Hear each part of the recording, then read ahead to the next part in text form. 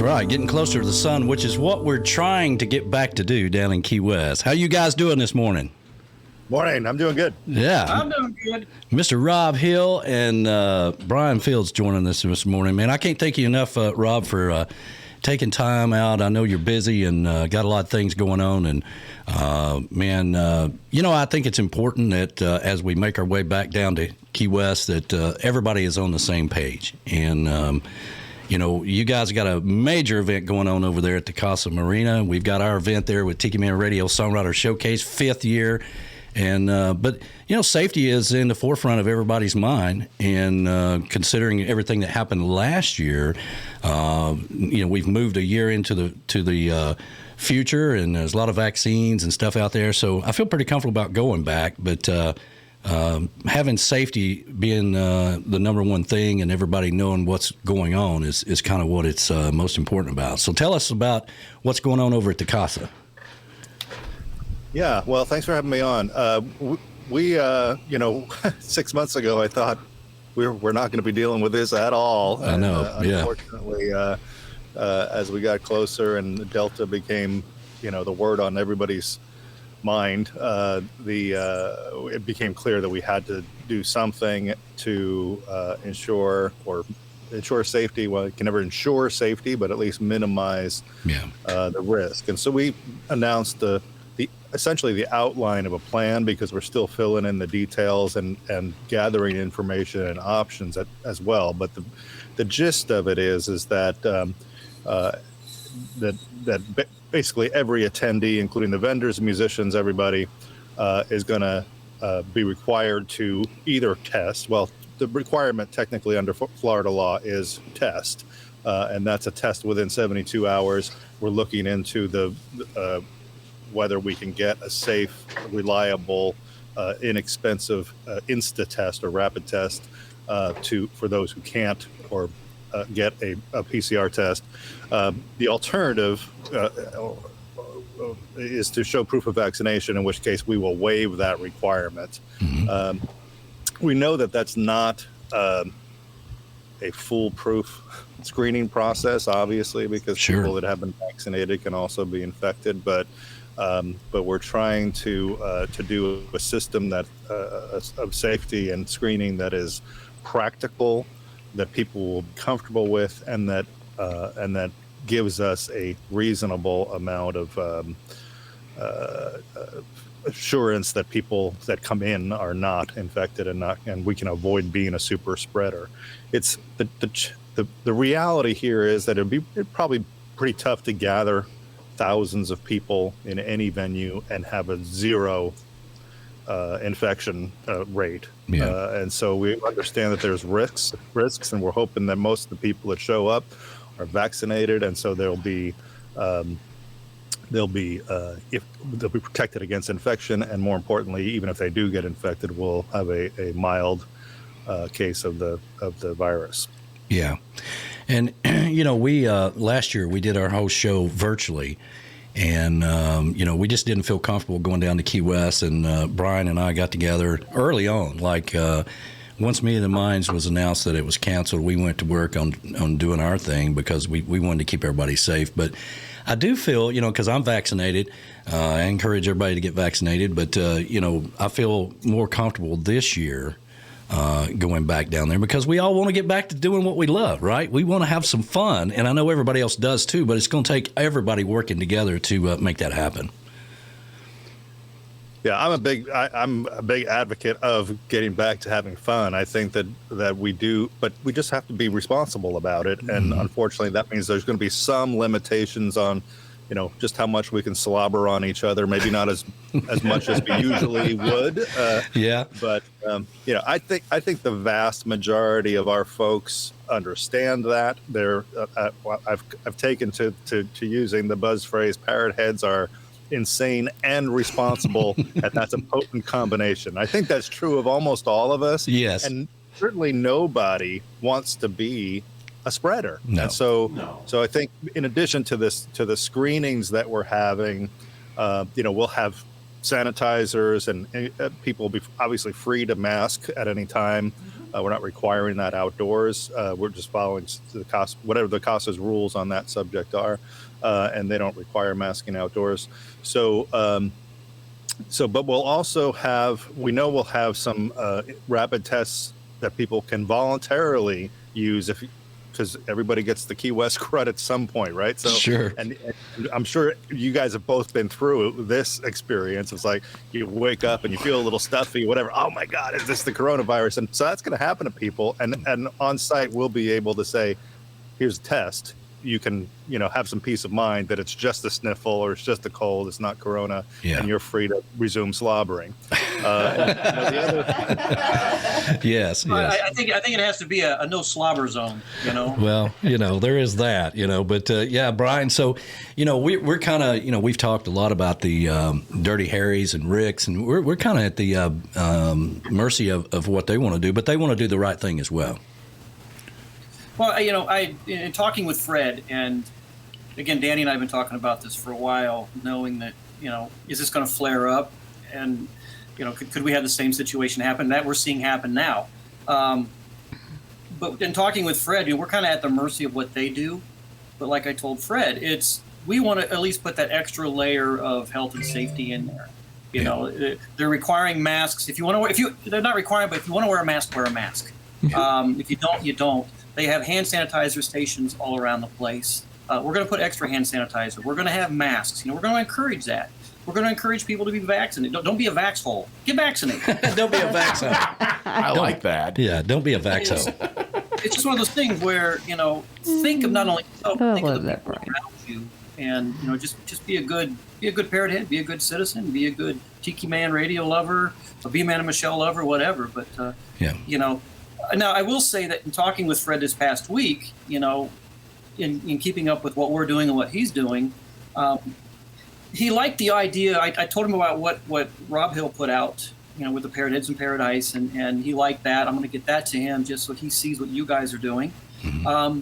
But he also liked the idea of us putting something out, which we're going to do regardless. Yeah. And, because I guess he was in a meeting in Miami this past week with a whole bunch of other restaurateurs that, were and bar owners that were discussing this same issue of you've got people out there that are concerned, well, what if I go to this event, get sick, and then take it home? So, they're looking at different liabilities, and just by saying, hey, you're taking a risk, regardless whether you're vaxxed or not vaxxed. Mm-hmm. Here's what we've got. Here's what we're doing. Just because you got a test and you're clear doesn't mean you pick something up on the plane and 3 days later you're feeling yucky. I mean, it's all a risk. But I think if we get vaccinated or if we just do the right things, we're lessening that risk. And that's all we're trying to say is be smart, come have fun, enjoy, be a part of what we're doing. I would add to that, and I really appreciate what you guys are doing there, and I know that you guys are really conscientious about this. I think that as you started out the conversation, Danny, with the observation of how important it is that we be on the same page. I don't think we all need to be on the exact same page because, we're all doing slightly different things. Everything you guys are doing, I think, is outdoors or it's at least semi-outdoors. 70% of it. Yeah. And I've got, we were really fortunate that some of the other independent promoters other than you guys, the TRMA, Sonny Jim's doing a theater show, tribute to Jim Morris down there.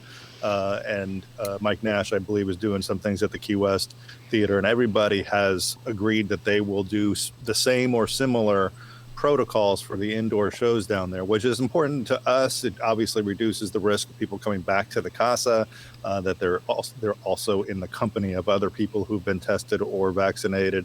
But I think as much as anything, it's really important to our host city, which is understandably concerned about large numbers of tourists, and from what I understand, it's the tourist season has been just going gangbusters there, and they're understandably concerned about their community, and they are, I think their first, the top shelf request of theirs is, hey, get vaccinated before you come, and they talk to the other groups that have events planned. What are you doing to encourage people to get vaccinated? Of course, under Florida law, you can't require it. So it's important to to us to encourage people to do that. And boy, would I love to tell the city of Key West, hey, we got proof that 90 or 95% of the people coming to Meeting of the Minds are vaccinated. I think that would really put them at greater ease. And so we are, and I appreciate what you guys are doing to encourage people to get vaccinated as well. And we just put out yesterday or 2 days ago a public service announcement from Bob Carwin encouraging people to get vaccinated. We've got another one coming out from Brent Burns and Jerry Diaz. So some of our most prominent artists are encouraging people to get vaccinated. And really, what industries other than the live music industry and the live music venue industry have been harder hit by this pandemic, and they're the ones that really benefit from everybody getting their folks. Yeah, absolutely, and you're right. I mean, everybody's kind of got their own agenda or event that they've got going on, and I just think that as promoters, event coordinators, whatever you want to call us, being aware of it, I think makes people feel safer, and knowing that we are trying to put some things into place to make the event safe. Because, again, the easiest thing is to not do it at all, and we don't want to do that. We want to kind of move forward as everybody else does, and I think it's I'm excited. I'm excited to get back to Key West. We went down in March and kind of sealed the deal for our event at Dirty Harry's. But, man, not going last year just killed me, and I'm sure it killed a lot of people with not being able to see all the people. And just for the record, yes, I've left Key West plenty of times way before there was a world pandemic, feeling like I was under some kind of strain of something, but that was probably had something to do with hog's breath or something. But I like the idea that, I know Rob is coordinating with his venue. We're coordinating with our venue. And I think that's a plus in itself that, we care about the health and the safety of those that are coming down. We care about the musicians that are going to be playing, to the masses. And, I think doing what we're doing and getting the message out, encouraging, the things that we're doing in the messages that I think we're one up in the situation of what we're in. Yeah. Yeah, absolutely. And of course, people are going to be going backwards and forwards, and all over the island. And people are going to be so excited to get back. I mean, Key West is wide open, and everything for Me, the Minds, from what I understand, Brian, is sold out. And I was reading the article you sent me this morning about Fantasy Fest, and the thing you have to be careful of down here, when you get the rumor mill going off the Coconut Telegraph, everybody starts, freaking out over stuff and saying the wrong message. Fantasy Fest is closed. No, it's those venues or those events that over the years have kind of tagged on to Fantasy Fest. Like the Pet Parade and the Masquerade or the Headdress Ball and stuff like that. Those are canceling because those people who run that don't want to deal with permits and things like that. Whereas the overall Fantasy Fest, and you read what they put out September 10th. They're still taking a stance. Hey, we're still here. We're still doing it. It's not a wash, but here are the things that we're having to do differently this year. And I think that's important that they're sending that message out. In talking with Fred, the owner of, or the manager at Rick's Entertainment Complex, his concern was, first of all, we know that the city isn't going to intervene. The worst they're going to do is not get permits. Can't have it because. Yeah. But they're leaving it up to us, the venue themselves, like Rick's and probably Casa Marina. I'm not quite sure what they're doing, but also us. Responsibility falls on us as the event, people who are putting these events on, promoters, that that we take a nice hard look at it, which we're doing, and that's what I think is so cool. When Rob got a hold of me, I'm like, I'm loving this. This is what we need to do, in a partnership. Yeah. I would. I think my co-chair Bill Connolly might be mad at me if I didn't correct you that Meeting of the Minds is actually not sold out. There's 4 days left to register, and even though we are at the highest level of registration for any year other than the year that Buffett headlined the 25th anniversary. We still got room for a few more people. So we go to FIP.com and register, and really it's going to be something special. I mean, I think it's important that we do this safely, obviously. And I would note that once we announce this, even though there's going to be a few loud protesters about any kind of screening process at all. But I would say that those praising and being appreciative of the safety plan outnumbered those people probably by 100 to 1. And obviously also there's going to be people who say, no matter what you do, it's not going to feel safe enough for me, either because they're very cautious or because they have pre-existing conditions that put them at greater risk, or they're concerned about exposing their grandchildren or their children who aren't eligible for vaccination. All those things are legitimate considerations. Sure. But what's interesting is that once we announced it, our registrations had slowed as the news got worse and worse and worse about the virus, because I think we were on track to sell it out.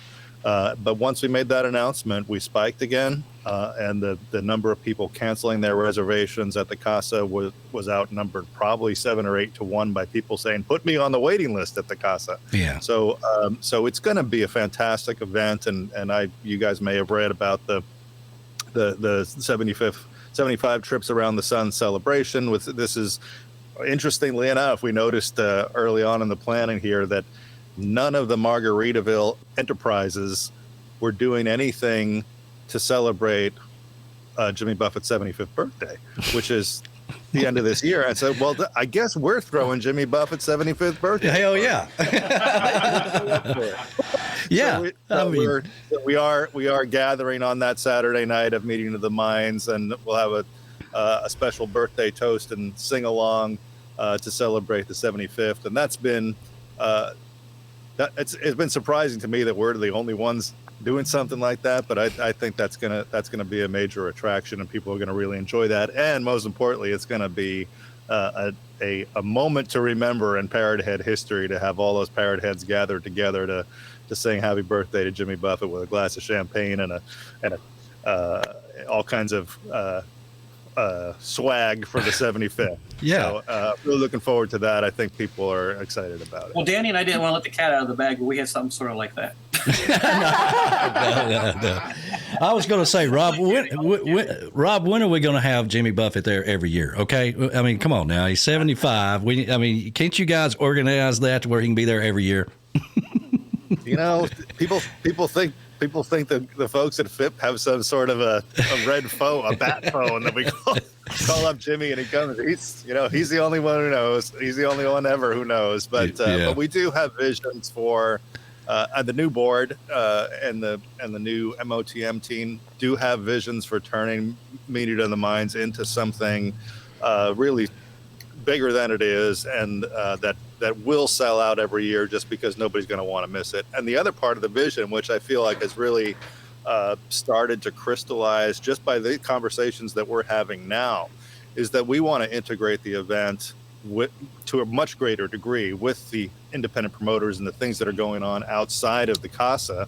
And one of the things that we've done actually for this year is we've brought some of the coolest stuff that's been going on outside the Casa in, right, with Kelly McGuire's Lighthouse, and the Girls Just Want to Have Rum showcase. And so, it's almost like, hey, let's find out what's going on outside the Casa and bring it in. But really, ultimately, we'd like to spread it out and really integrate things more. And I think that the coordination on this safety plan has been sort of a door opening to that, because it's been really cool to be able to coordinate, collaborate with these outside event promoters and to recognize that we're all on the same team, where I think in past years there's been a sort of a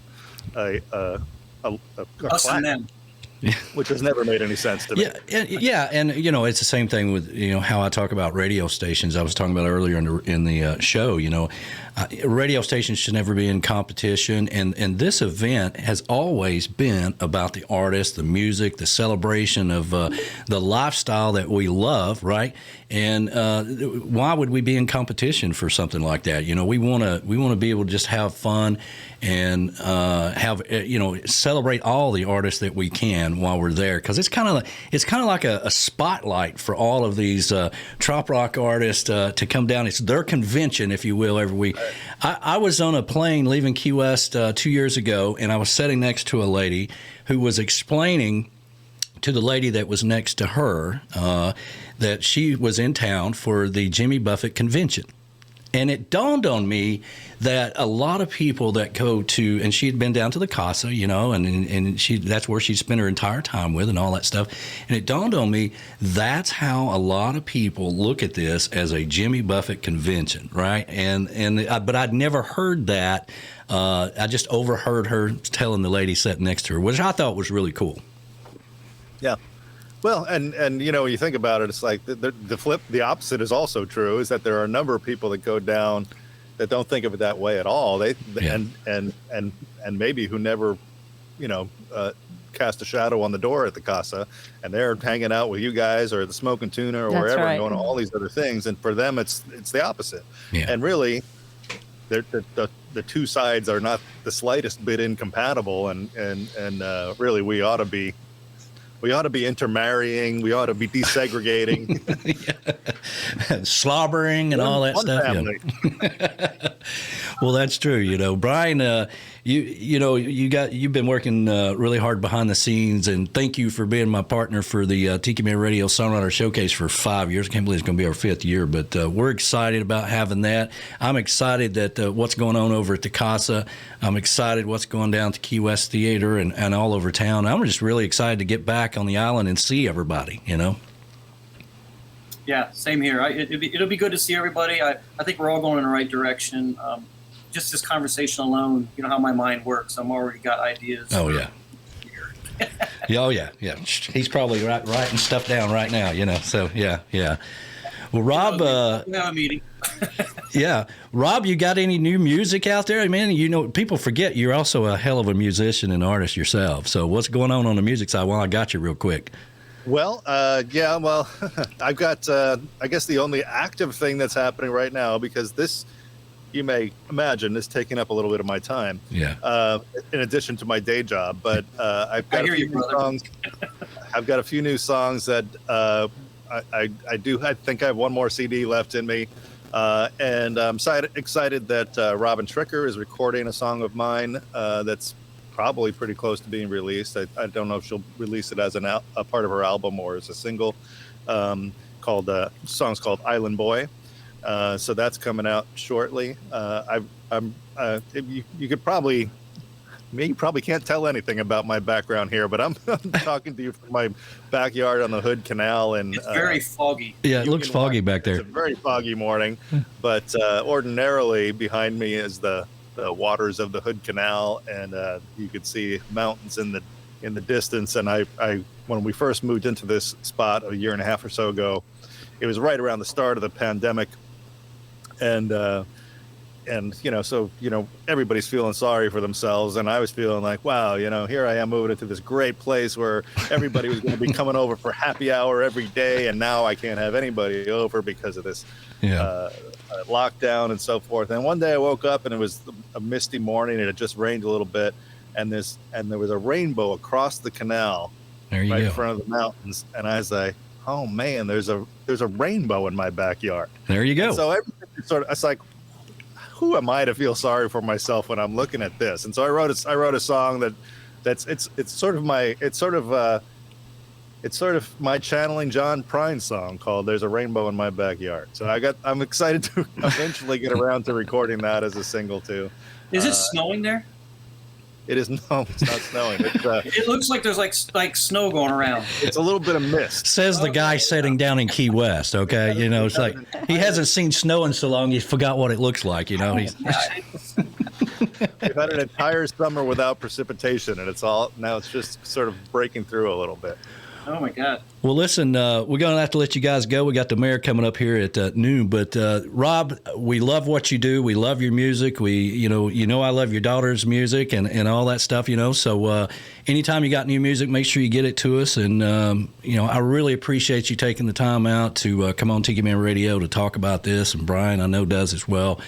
But I just love working together with people. Thanks, Danny. Thanks for having me. Thanks, both of you guys, for joining me and for being part of this team. Appreciate it. And hey, Rob, I'll be in touch with you later this week. Okay, great. All right. Well, how about a little Rob Hill? How about some Beach Town? All right, here we go. All right. All right. Thank you, guys. See you, brother. Thanks. Have a good